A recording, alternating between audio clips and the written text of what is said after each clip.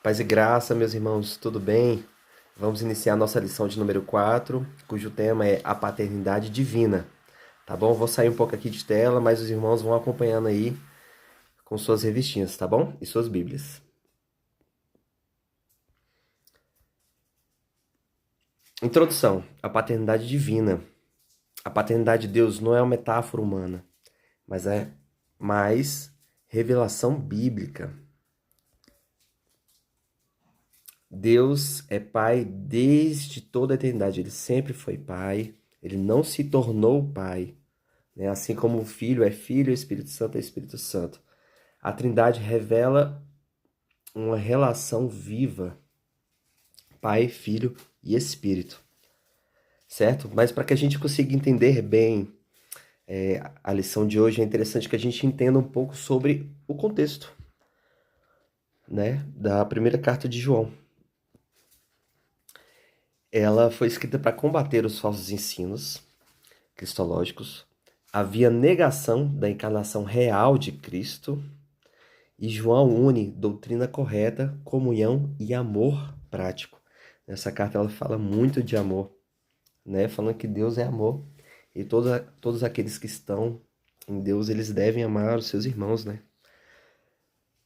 Ótimo. Então a gente entendeu que havia um propósito nessa carta, né? Porque havia ensinos heréticos que estavam entrando dentro da igreja e João precisava combater tudo isso, né? Tinha pessoas que negavam a divindade de Jesus Cristo. E que é como se Jesus fosse uma espécie de fantasminha, né? Se ele andasse na areia, né, não teria pegadas e tudo mais.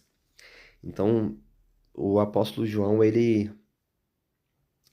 coloca coisas fundamentais, tanto para aquela época quanto para nós hoje, né? Uma sã doutrina, uma doutrina correta, vai falar também da comunhão e do amor prático, certo? Assim como o amor de Deus. Mas antes de entrar na nossa leitura bíblica em classe, é interessante que a gente tenha um conhecimento do contexto, né, a qual se trata. Logo o contexto imediato ali a gente pega de 1 João 4, do 7 ao 12. Não vou ler aqui, mas os irmãos podem ler em casa, o qual foi elencado 3 pontos aqui, que diz que Deus é amor em sua essência, né? O amor, ele se manifesta no envio do Filho, né? Deus demonstra o seu amor enviando o seu Filho justo para morrer em nosso lugar. E por fim, a comunhão com Deus gera um amor vivido, né? Ou seja, um amor prático. Esse amor ele é demonstrado, né? Então, quando a gente entende esse contexto logo imediato, a gente vai entender a leitura bíblica nossa, né, que vai ser de 1 João, capítulo 4, dos versículos 13 ao 16. Então, esse arcabouço, ele vai embasar esse do 13 ao 16, que é o que a gente vai ler agora. Então, vamos começar pelo versículo 13. E diz assim, quem tiver com a sua Bíblia ou a sua revistinha, faz assim, fala assim: Nisto conhecemos que estamos nele, e ele em nós, pois que nos deu do seu Espírito. Então, nesse primeiro versículo, a gente tem a certeza da salvação, que ela é objetiva e não emocional, né? Nisto a gente conhece, nisso o que? Está falando do amor. Nisso conhecemos que estamos nele e ele em nós, pois que nos deu do seu Espírito. O Espírito Santo, ele habita no crente como um selo. Então, todo aquele que está em Cristo aceita verdadeiramente Jesus Cristo como seu Senhor e Salvador, ele é selado pelo Espírito Santo. E esse selo ele confirma a nossa comunhão com Deus. E isso vai gerar consequências, que é o que mostra nos próximos versículos, né? Diz assim, versículo 14, ele fala bem assim: E vimos e testificamos que o Pai enviou seu Filho para Salvador do mundo. Versículo 14. Aqui a gente percebe que a ação ela é unilateral. Interessante, né? Mas antes disso, é válido salientar que apóstolo bom é apóstolo morto, como diz alguns pregadores, porque ele traz o testemunho apostólico, ele é histórico.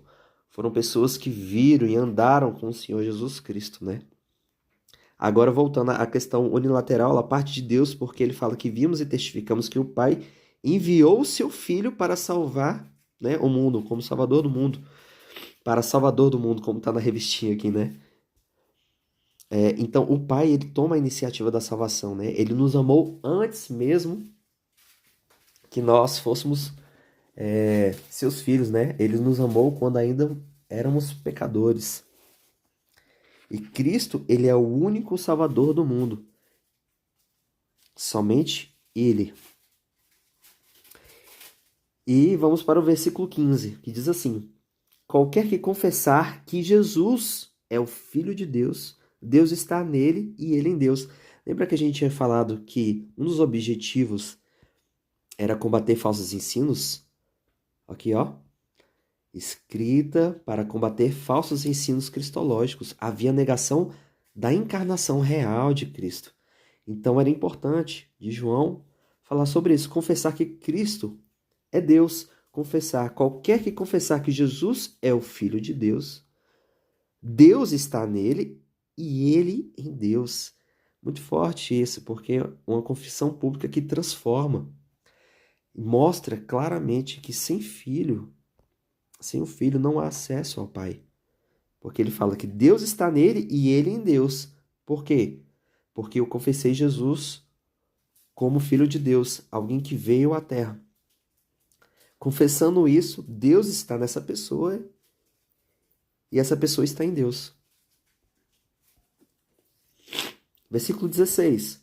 E nós conhecemos e cremos no amor que Deus nos tem. Deus é amor e quem está em amor está em Deus e Deus nele. Mais uma vez ele repete. Deus não apenas ama, ele é o próprio amor. Declaração muito forte. Deus, ele é o próprio amor. O próprio significado de amor é Deus, pois ele é o amor. Então, o que significa estar em amor, estar em Deus? Permanecer em Deus implica viver em amor. Como é que você vai dizer que você ama alguém se você está longe de quem é o amor, a verdadeira essência? A gente é válido lembrar que esse amor não é a paixão que você sente um pelo outro, mas o amor bíblico, o qual a gente aprende com a Bíblia, o amor sacrificial, o amor que coloca as necessidades do outro até mesmo acima da sua própria, né? O amor que gera e implica em atitudes, né? Então, sem o filho, ou melhor, a ética cristã nasce da comunhão, porque isso aqui vai implicar diretamente com o meu relacionamento com o meu próximo, né? Por isso que a gente falou aqui no início que a comunhão com Deus gera o amor vivido. Porque estamos falando de comunhão com o nosso irmão, não de separação. Deus, ele nos mostra em sua palavra que devemos viver em comunhão. Perfeito.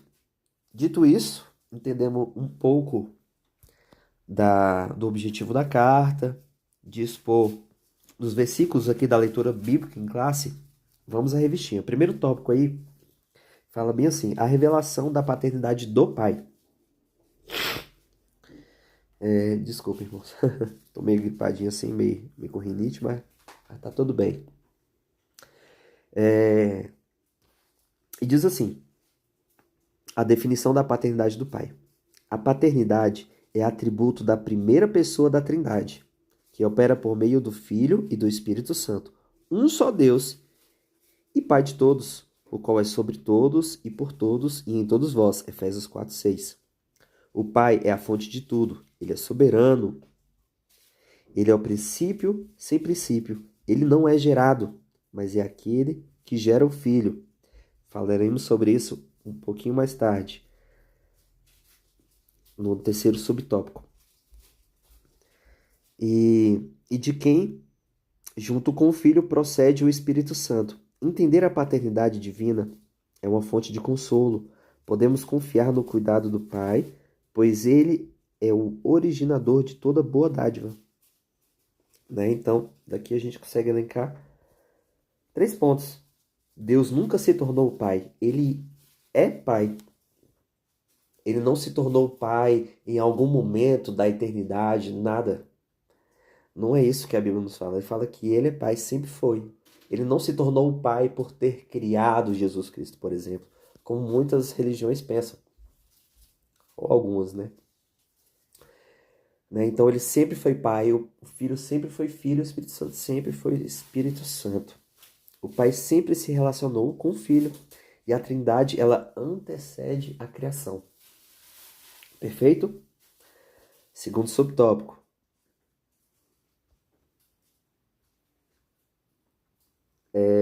Ou melhor,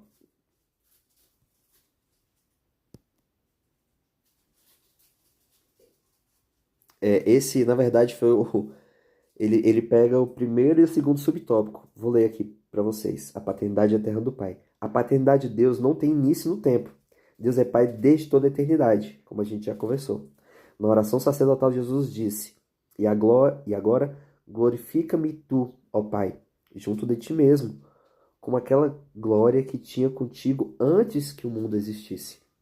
Este texto ensina que o relacionamento entre o pai e o filho é anterior à criação, ok? Revelando que a identidade de Deus como pai, ela é eterna. Não houve um momento em que Deus se tornou pai. O pai sempre foi pai, o filho sempre foi filho e o Espírito Santo sempre foi espírito, ok? Agora, o pai gera filho. Eu vou fazer uso de um material aqui, de um slide, que eu peguei de um vídeo do Iago Martins, e fiz o uso de uma inteligência artificial para fazer um slide para mim, para a gente poder entender melhor o pai gera o filho. Ok? Porque isso aqui, sendo mal interpretado, você pode cair em algumas heresias ou religiões heréticas, como por exemplo, Testemunhos de Jeová, né? Ou até mesmo no arianismo. Vamos entrar aqui, ó. Só um momento.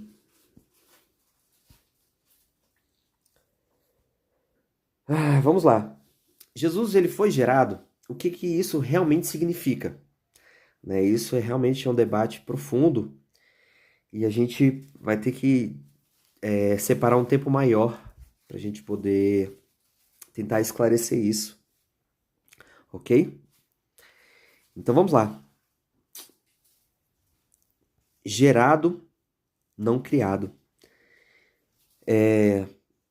Houve um tempo na história em que surgiu os arianismos, como a gente vê aqui embaixo, e os testemunhos de Jeová, né? Que desde os tempos de Ario, na igreja primitiva, até as testemunhas de Jeová hoje, o termo gerado é usado para argumentar que Jesus não é Deus,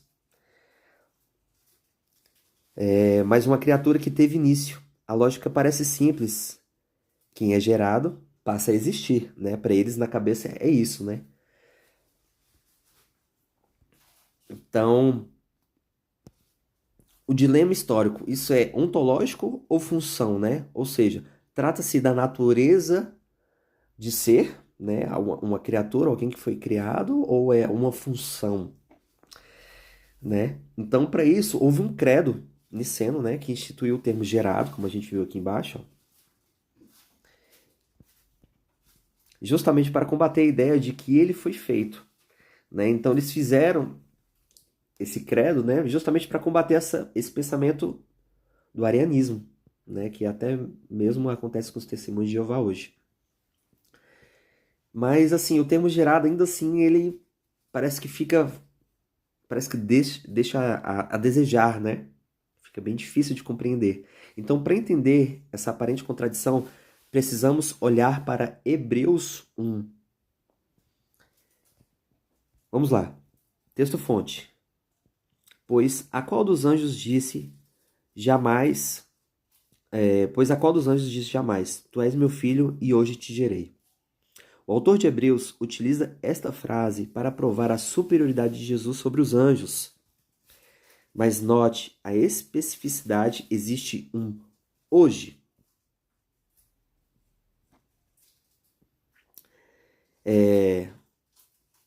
existe um momento específico no tempo para essa geração. Para decifrar quando é esse hoje, precisamos entender a técnica que o autor está usando. A técnica que é usada é essa catena. É válido salientar que o autor de Hebreus é um profundo conhecedor do Antigo Testamento. E essa catena é justamente por causa disso. É uma pessoa que conhece tanto que consegue citar ela de forma que consegue entrelaçar. Ó. O autor de Hebreus não cita versículos aleatoriamente. Ele constrói uma catena, uma corrente de citações do Antigo Testamento que puxam significados teológicos profundos. No verso 5, ele conecta o Salmo 2, versículo 7, e 2 Samuel 7, a aliança davídica. Esses textos não falam de nascimento biológico, mas de política e real. Então é interessante. Aqui a gente já começa a esclarecer. Por isso que é interessante a gente sempre se atentar ao contexto a qual foi escrito, né? Sempre observar o contexto, o cotexto também, né? Então, o escritor de Hebreus, que citou esse, falando que tu és meu filho e hoje te gerei e tal, ele está citando aqui passagens do Antigo Testamento, que são os Salmos e Samuel. Então a gente precisa entender qual foi a intenção do autor escrever ali e do que se tratava. Né? Então a gente já começa a entender aqui, como já foi descrito aqui, que não trata-se de nascimento biológico. Né? Então a gente, sobre aquele dilema em que fala ontologia ou função, a gente já começa a entender que não é algo ontológico, algo que fala sobre o ser, o nascimento, né? Vou colocar assim de forma mais grossa assim para a gente conseguir entender. Tá falando mais de função.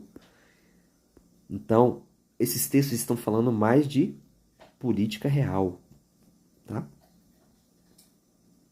E não de nascimento biológico. Ok. Então vamos lá. A pista real. Salmos 2 e a coroação.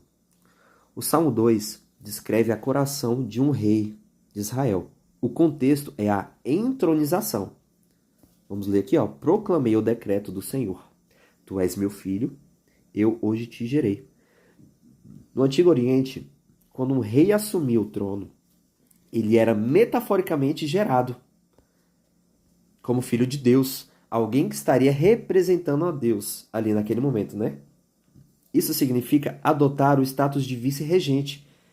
A filiação aqui não é origem de vida, é um título de autoridade. Ele foi gerado, ele se tornou rei naquele momento.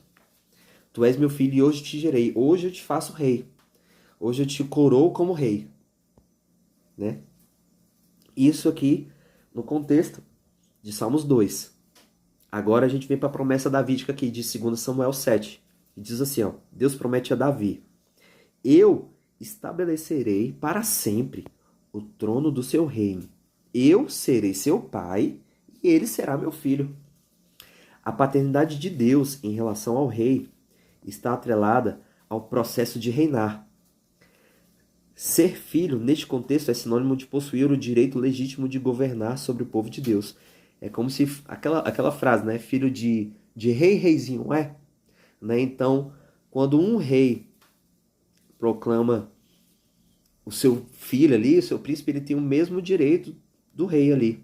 É mais ou menos esse sentido. É uma posição funcional, não biológica. Então, o sentido aqui de ser filho, neste contexto, é possuir o direito de governar.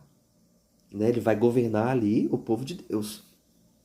Então, o sentido aqui de ser filho de alguém, né? Não é, você é meu filho porque eu sou o seu pai que eu te gerei. Não. É porque eu sou rei e você é tão rei quanto eu. Temos a mesma natureza. A natureza de governar. Né? E aí, interessante aqui, a gente vai para a segunda parte, que fala de primogênito. Uma posição, não ordem cronológica, né? Tipo assim, o primeiro filho, não. Ele é o primeiro de tudo para que ele tenha supremacia, né? A gente vê isso lá em Gálatas. E no Salmo 88 aqui ele fala fica mais claro essa linguagem, né? Vejamos. Falo-ei, meu primogênito, o mais elevado entre os reis da terra. Aqui, geração e primogenitura possuem a mesma ideia, né? Alguém que possui um status privilegiado, a mais alta posição de autoridade. Jesus é o primogênito não porque foi o primeiro a ser criado, mas porque ele é supremo sobre toda a criação. Então o sentido dele ser o primogênito não é porque ele foi criado, mas o sentido é que ele está acima de tudo, como o bom exemplo da pirâmide. Ele é o topo da pirâmide. Ele tem supremacia sobre tudo, sobre reis, sobre súditos, criação, ele está acima de tudo. No sentido de ele estar numa visão privilegiada, num status privilegiado. Certo? Pois algumas seitas, elas pensam que Jesus foi gerado, não nesse tempo agora, ele foi criado em algum momento na eternidade, mas não, Jesus ele sempre foi. Né? Ele não foi criado na eternidade, no momento ali, não. Ou será que ele foi criado em Belém? Ou quando isso ocorreu, né? Então, se gerado significa coroado, quando essa coroação ocorreu? Agora aqui que fica mais interessante.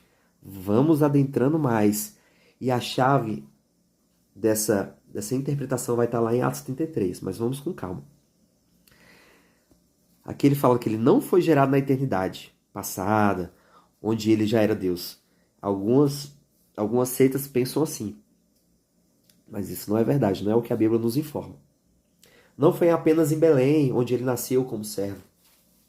O autor de Hebreus e os apóstolos apontam para um evento específico que mudou a história. Onde é que está então essa chave apostólica? Atos 33, 3. O apóstolo Paulo resolve o mistério em sua pregação. Olha que interessante. Deus cumpriu a promessa, ressuscitando Jesus, como está escrito no Salmo. Salmo 2, né? Que a gente já leu. Salmos 2. Tu és meu filho e hoje te gerei. Paulo confirma categoricamente a ressurreição de Jesus é o cumprimento da geração. Hoje te gerei significa hoje te ressuscitei. Hoje eu te fiz a primazia. Hoje eu estou te coroando. Você, ao ressuscitar, foi como se fosse o momento em que ele fosse coroado, né? Ele venceu a morte. O último inimigo foi vencido. E ele fala, Deus cumpriu a sua promessa de... Quando ele fala que eu te gerei, eu te ressuscitei. Nesse momento te coroou. Declarado com poder, Romanos 1,4. Declarado filho de Deus com poder, pelo quê? Pela ressurreição. Ressurreição, ó. Declarado filho de Deus. Né? A gente já viu que esse filho de Deus não é porque ele foi... né, criado por Deus. Mas aqui, ó, neste momento é como se fosse o ápice ali. Esse momento foi o momento em que se cumpriu a profecia. Então Paulo ele reitera essa teologia aos romanos dizendo que Jesus foi declarado Filho de Deus com poder, né, pela ressurreição dentre os mortos. Ele tem a primazia de tudo. Né? Antes da cruz, ele era o Filho em humilhação. Na ressurreição, ele é publicamente instalado e declarado como filho em poder, o rei exaltado. O servo sofredor, agora ele é coroado. Né? Não que ele não fosse antes, mas né? É como se fosse o ato ali em que ele recebe a sua exaltação, né? O seu cumprimento pleno ali. Então, gerado significa também exaltado. Então, ó, temos o servo sofredor. Ele morre, mas ressurge ao momento que ele é gerado. E ele se torna rei dos reis plenamente. Não que ele não fosse, mas a promessa ela se cumpre. Portanto, o termo gerado em Hebreus 1 e Atos 13 é uma metáfora para exaltação, meus queridos. Ô, glória! E não evoca o início da existência de Jesus, né? Falando sobre ontologia. Não é sobre isso. Então, quando falar que eu te gerei, não está falando sobre nascimento, mas sim a função. Hoje eu te gerei, hoje eu te torno exaltado. Mas aqui, ó, não declara sobre o seu nascimento, né, ontologia, mas o início do seu reinado messiânico absoluto, ou seja, trata-se de função. Ele passou a existir, ele não passou a existir, ele passou a reger como o cabeça da igreja. Ele é isso mesmo. A igreja é um corpo e Jesus é o cabeça. E tudo isso, ó, foi confirmado em sua ressurreição. Então, quando a gente volta para Hebreus, a gente percebe que ali ele está falando, o contexto, quando lê, a gente percebe que ele está falando que Jesus é maior do que tudo. Né? Então não poderia falar sobre nascimento ou geração, porque tudo que ele fala aqui foi criado. Ó, o argumento do muito maior. Jesus, ele é maior do que os anjos, maior do que Moisés, maior do que Arão. Então o argumento central de Hebreus é que Jesus é muito maior que os anjos, Moisés ou sacerdócio levítico. Por quê? Porque ele possui uma vida indestrutível e uma autoridade conquistada na ressurreição. Se gerado significasse apenas criado, né? Porque tem esse significado, né? De gerado significa criado. Mas não é esse o sentido que é aplicado. Porque a gente viu à luz do contexto, que não é isso. Então, se significasse esse gerado, fosse significar apenas criado, ele seria menor do que Deus. Mas a gente sabe que ele é Deus junto com o Espírito Santo. E os três, que são três pessoas distintas, são apenas um Deus. Né? Esse é o mistério. Então, ele não é menor do que Deus. A gente percebe que quando batizamos em nome do Pai, do Filho e do Espírito Santo, estão os três ali. Né? Então, esse gerado, ele significa ressuscitado e coroado. Jesus venceu a morte, o último inimigo a ser vencido. Hoje ele é um rei plenamente coroado, plenamente Deus, né? Ele é superior a tudo e a todos. Ele tem primazia sobre toda a criação. Então, resposta aos céticos. Quando arianos, né, pessoas que pensam que Jesus ou não é Deus, ou que é menor do que Deus, ou céticos que argumentam que gerado, né, a palavra gerado implica que Jesus teve um começo, a resposta bíblica é certa. O texto não está falando de biologia, momento de criação, de nascimento, mas de escatologia. O fim dos tempos é inaugurado na ressurreição. Ah, o fim dos tempos. O fim dos tempos começou desde quando Jesus veio e ressuscitou, meus irmãos. É isso mesmo. Agora, o que falta é só ele voltar para estabelecer plenamente o seu reino. É só isso que falta. Quando ele voltar, já era. Ah, o fim dos tempos está chegando. Não, sempre teve. O reino de Deus já foi chegado. Quando Jesus ressuscitou, começamos já o fim dos tempos. Aguardamos ansiosos a sua volta. Então, o gerado prova que Jesus venceu a morte e reina o quê? Soberano, meus irmãos.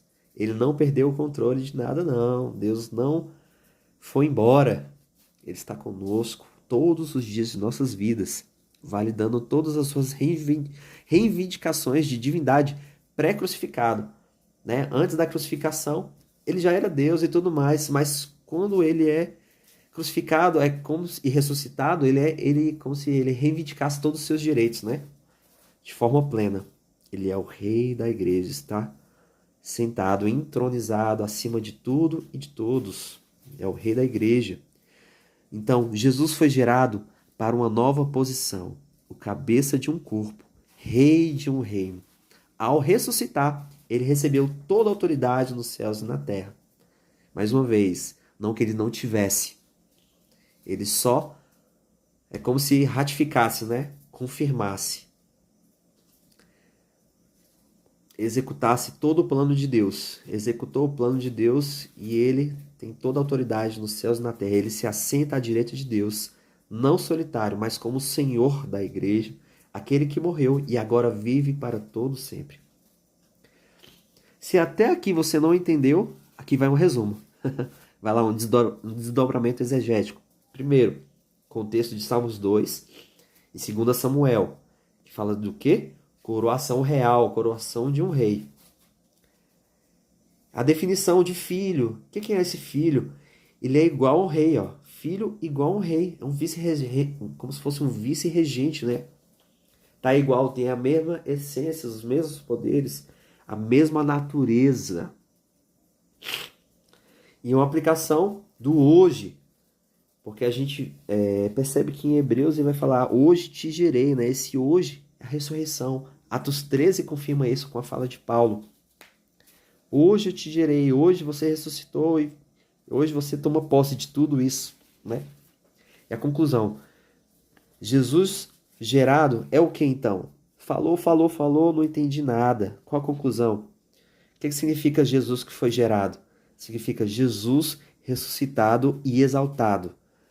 Hoje eu te gerei, hoje eu te ressuscitei, hoje eu te exalto sobre tudo. Você está acima de tudo. Toma o teu tudo que é direito.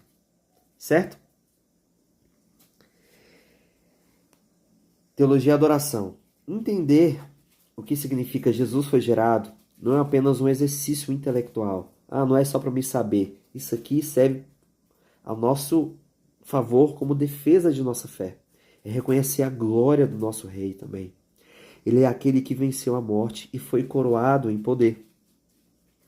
Que essa verdade fortaleça sua confiança naquele que tem o nome sobre todo nome. Amém, meus irmãos? Então vamos voltar aqui aonde nós paramos. Então, o pai gera o filho, quando você for ler aí, eu agora vou só pegar os pontos para não ficar muito extensa a aula, tá bom, meus irmãos? Então, o pai gera o filho. Então, essa geração ela não significa criação, tá? O pai e filho possuem a mesma essência, a mesma natureza. Então, a cristologia correta, ela sustenta a salvação, tá? Então, por isso que é importante a gente estudar, para que a gente não incorra em falsos ensinamentos, tá? Em heresias. O próximo subtópico é o Pai nos concede o Espírito, né? Que nem eu falei, vou adiantando, mas irmãos, pode ler. E o Espírito, ele procede do Pai e é enviado pelo Filho, né? Os três sempre trabalhando juntos ali. Ele aplica a redenção ao crente, né? O Espírito Santo, o Pai planeja, né? O Filho, ele executa. E o Espírito Santo, ele aplica, né? Jesus Cristo nos salvou.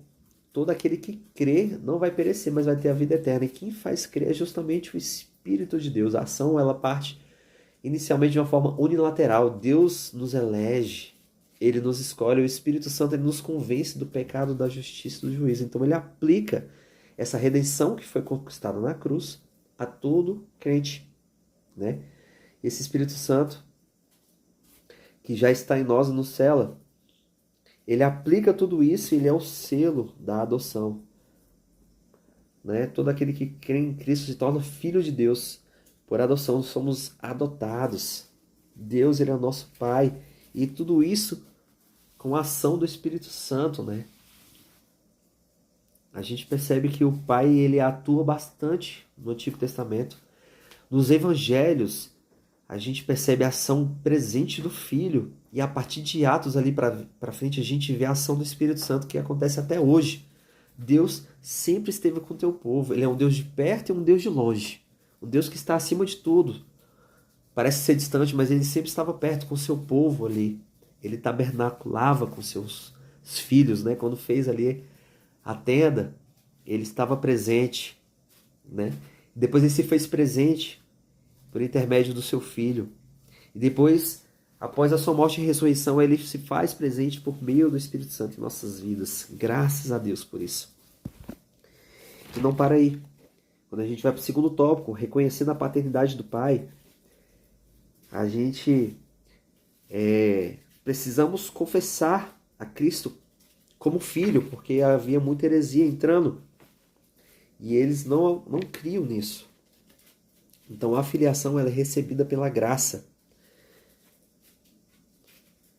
A confissão ela é fruto da ação divina. E negar o filho é negar o pai. Por que tudo isso? Porque ela é recebida pela graça. Porque é uma ação do próprio Deus. A confissão de que Jesus é o Filho de Deus é um ato central na fé cristã. Qualquer que confessar que Jesus é o Filho de Deus, Deus está nele e ele em Deus. 1 João 4,15, a gente já leu. Então, reconhecer a filiação divina de Cristo é mais do que uma afirmação privada. É uma declaração pública de fé e sinaliza que Deus habita no coração do crente. Pois a gente confessa, né? A gente declara isso. E tudo isso por intermédio do Espírito Santo de Deus. Isso tudo é demonstrado pela graça de Deus, pois éramos incapazes de confessar isso por nós mesmos, mas graças a Deus que Deus nos alcançou. Então essa capacidade ela não nasce da carne, nem da persuasão humana, mas da ação sobrenatural do Espírito Santo. 1 Coríntios 12:3. Então reconhecer Jesus como Filho de Deus é a única forma legítima de acesso ao Pai. Então negar o Filho é por consequência negar o Pai. 1 João 2,23. Que cada crente possa, com o coração cheio de fé e gratidão, proclamar com ousadia: Senhor meu e Deus meu. Ok? O amor do Pai, né? Esse segundo subtópico do segundo tópico fala da perfeição do amor do Pai. É um amor gracioso, ele te escolhe. Não é só um amor pelo mundo, mas um amor por você, meu querido. Ele morreu por você. Ele te escolheu antes mesmo da fundação do mundo. É um amor que é demonstrado aonde? Ele demonstra na cruz. A cruz é o lugar onde o amor é demonstrado. No qual uma pessoa inocente morreu por alguém que é completamente culpado. Nós. Então é um amor sacrificial, que mesmo antes, ele nos amou antes mesmo que nós o amássemos, porque talvez você morreria por alguém que te ama, mas é muito difícil encontrar alguém que morreria por alguém ao qual você não ama, ao qual você não conhece, alguém que te despreza, né? Então um amor que preserva os filhos, aqueles que estão em Deus, ele de maneira nenhuma os lançará fora. A quem o Pai entrega nas mãos de Jesus, ele de maneira nenhuma lança fora, ele cuida dos seus. Ele te cuida. E mesmo que passemos por problemas ou dificuldades, Jesus estará conosco em todos os momentos de nossas vidas. E até mesmo quando partir, ele nos guarda, aonde no seio de Abraão, aguardando a ressurreição, né? Para que aí a gente possa viver plenamente no novo céu e na nova terra. E existe bênção, as bênçãos da filiação divina. Né? E o amor também é aperfeiçoado no crente. O amor é a marca dos filhos de Deus e fomos amados primeiros. Amados, né? Primeiro. Né? Eu peguei e li cada subtópico aqui, tanto do segundo como do terceiro, para que a gente possa adiantar. Mas os irmãos pode acompanhar as suas revistinhas. Mas aqui vai um resumo, que diz assim: o amor e segurança, né? O amor lança fora o medo do juízo, porque nós somos selados pelo Espírito Santo. Nós vimos logo no início, falamos disso. Então não precisamos ter medo do castigo eterno, porque se estamos no amor, que é o próprio Deus, esse amor ele lança fora todo medo, não há o que temer. Mas isso é só quem realmente está no verdadeiro amor, vivendo o amor, amando ao seu irmão. A segurança, ela não é libertinagem, porque muitos pensam: a graça de Deus ela é muito boa. Então uma vez salvo, salvo para sempre. De fato é. Mas existem pessoas que levam para um lado libertino. Eu sou salvo, agora eu vou viver a minha vida do jeito que eu quiser, porque agora porque na palavra de Deus fala que de maneira nenhuma ele me lançará fora. Mas se você está tendo esse tipo de pensamento, deve prestar bem atenção se realmente você está no amor, se realmente reconhece Jesus como seu Senhor e Salvador. Pois quando estamos em Cristo Jesus, quando amamos alguém, fazemos aquilo que aquela pessoa gosta. aquilo que aquela pessoa admira, assim nós devemos viver, né? Então, a segurança, o selo do Espírito Santo não é para que nós possamos viver de uma forma libertina, não, mas vivemos de acordo com a sua vontade, agradando a Deus. E a perseverança, ela confirma a fé. Então, aquele que ficar e perseverar até o fim, esse terá a coroa da vida, porque de fato, uma pessoa que foi alcançada por Jesus Cristo, ela vai perseverar até o fim. Isso não quer dizer que ela não vai cair em algum momento, que não vai pecar, não, não é isso. Mas é que essa pessoa ela vai perseverar até o fim. Pode até ter alguns deslizes, mas ela sempre volta para os caminhos do Senhor, né? Ela não fica longe. Uma pessoa que realmente teve um encontro real com Cristo. O amor aperfeiçoado. O amor amadurece pela obediência. Nisso a gente é conhecido como servo de Deus, né? Se guardarmos os seus mandamentos. Guardar a palavra de Deus é evidência de comunhão. Pois a palavra de Deus, se fôssemos resumir, era amar a Deus sobre todas as coisas e o nosso próximo, como nós mesmos, né? Isso implica em comunhão com o nosso irmão. A santificação é fruto do amor.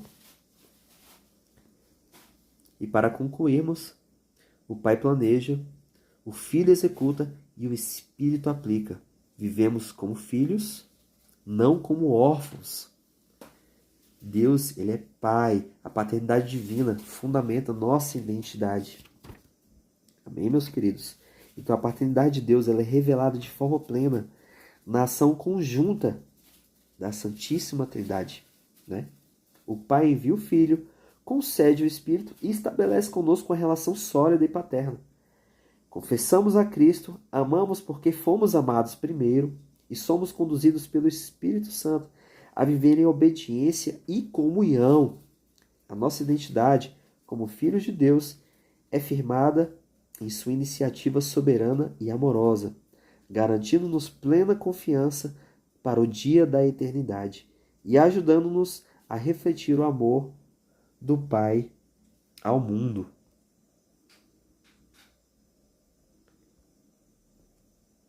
Amém, meus queridos?